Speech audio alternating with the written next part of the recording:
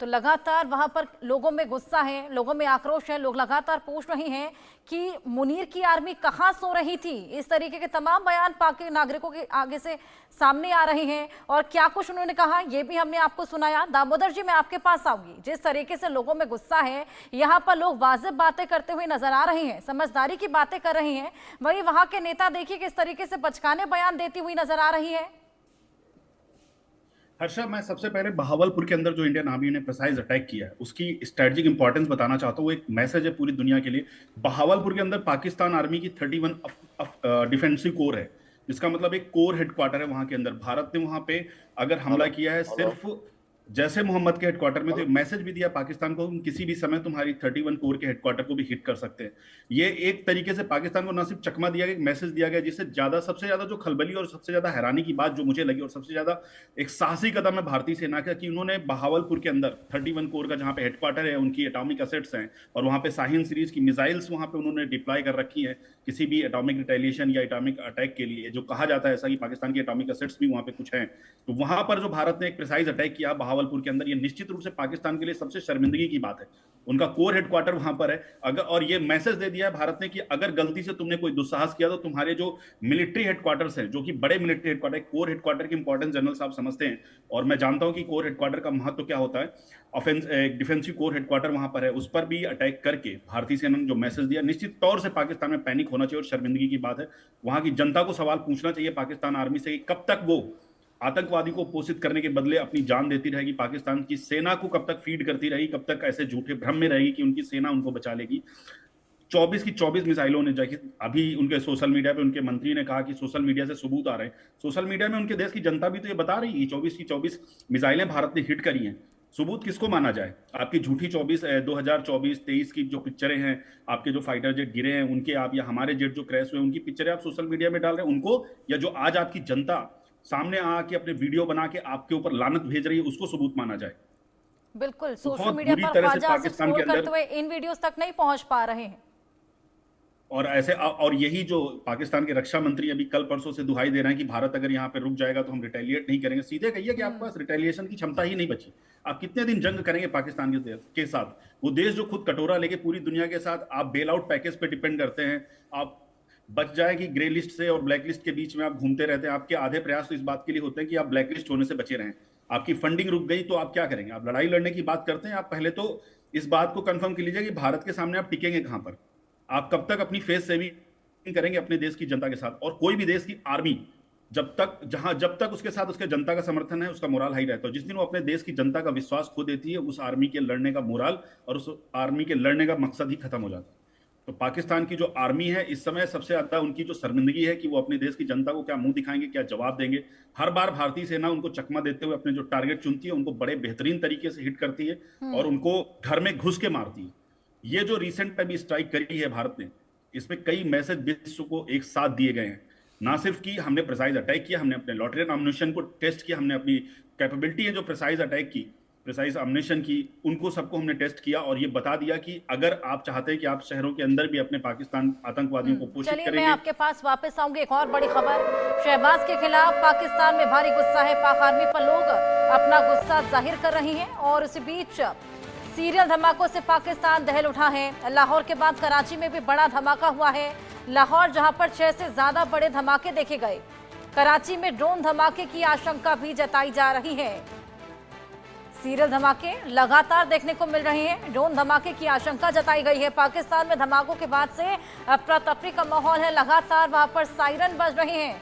पूरा आसमान वहां पर सायरन से गूंजता हुआ सुनाई पड़ रहा है। लाहौर में, कराची में लगातार ये धमाके, हालांकि किसी ने भी अभी तक इसकी जिम्मेदारी नहीं ली है, लेकिन जिस तरीके से लगातार बीएलए अपना प्रहार वहां पर बरसा रही है, कभी पाकिस्तानी सेना के व्हीकल को यहां पर निशाना बनाया जा रहा है, कभी हाफिज सईद के घर के बाहर, ये तमाम धमाके, अब कराची में भी धमाके सुनाई पड़े हैं। अफरा तफरी का माहौल लगातार बना हुआ है। लोगों में यहाँ पर खौफ और ज्यादा बढ़ गया है। इंटरनल कलह की यहाँ पर देखिए तस्वीर भी आपको दिखा रहे हैं, ये एक्सक्लूसिव तस्वीर। धमाकों के बाद किस तरीके से अफरा तफरी का माहौल, लोग वहां पर इकट्ठा हो गए हैं। जहां जहां धमाके हुए हैं वहां पर फिलहाल पड़ताल चल रही है। ये एक्सक्लूसिव तस्वीर आपके सामने। ड्रोन धमाके से आशंका जताई जा रही है। धमाकों के बाद अफरा तफरी का माहौल और उसी की तस्वीर आपके सामने। आज की सुबह भी पाकिस्तान के लिए बेहद तनाव भरी रही। सुबह से ही लगातार धमाके, लाहौर में, कराची में बैक टू बैक 3 धमाके। सबसे पहले हाफिज सईद के घर के बाहर हुए और उसके बाद अब कराची भर में तकरीबन 6 से 8 धमाके कुल सुबह से देखे जा चुके हैं।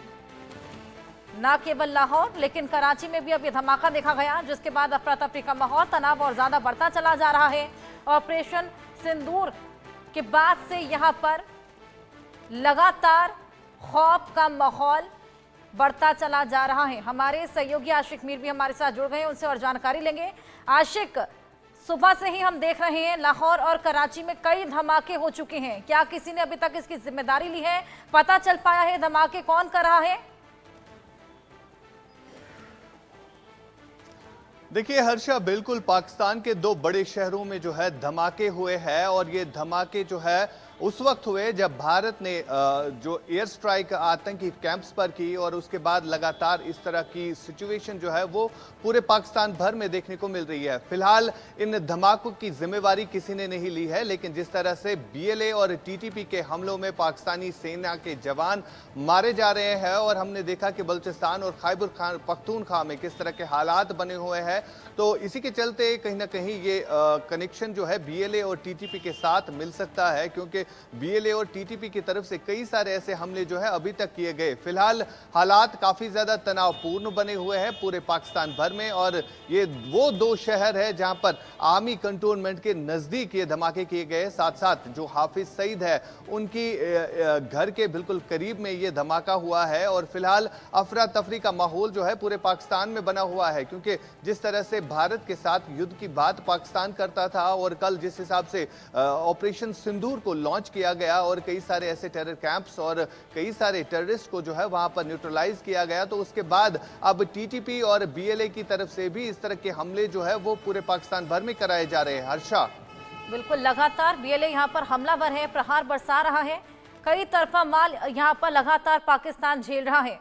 पाकिस्तान में एक बार फिर से धमाकों के बाद अफरा तफरी का माहौल है। ये तस्वीर हम लगातार आशिक दिखा रहे हैं तस्वीरों में, जिस तरीके से पूरा ब्लास्ट हुआ था, ये आशंका जताई जा रही है कि ड्रोन के जरिए हमला किया गया है।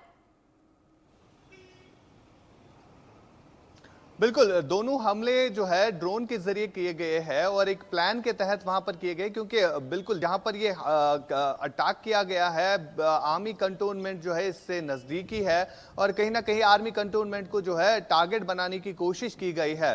फिलहाल जिस तरह वहां पर हालात बने हुए हैं, माहौल तनावपूर्ण बना हुआ है पूरे पाकिस्तान में, क्योंकि लगातार एक के बाद एक जो है ग्रेनेड दागे जा रहे हैं, आईईडीज जो है उससे ब्लास्ट किया जा रहा है और इससे कहीं ना कहीं पाकिस्तान की जो सेना है वो डर और चलिए खौफ आशिक, के माहौल आपके में पास इस समय वापस है। आऊंगी। एक बड़ी क्योंकि खबर एक इसी तरफ बीच से दर्शकों को भारत दे दें। पाकिस्तान में 2 और जगहों पर धमाके हुए हैं। नरवाल और सियालकोट में भी ब्लास्ट देखा गया है।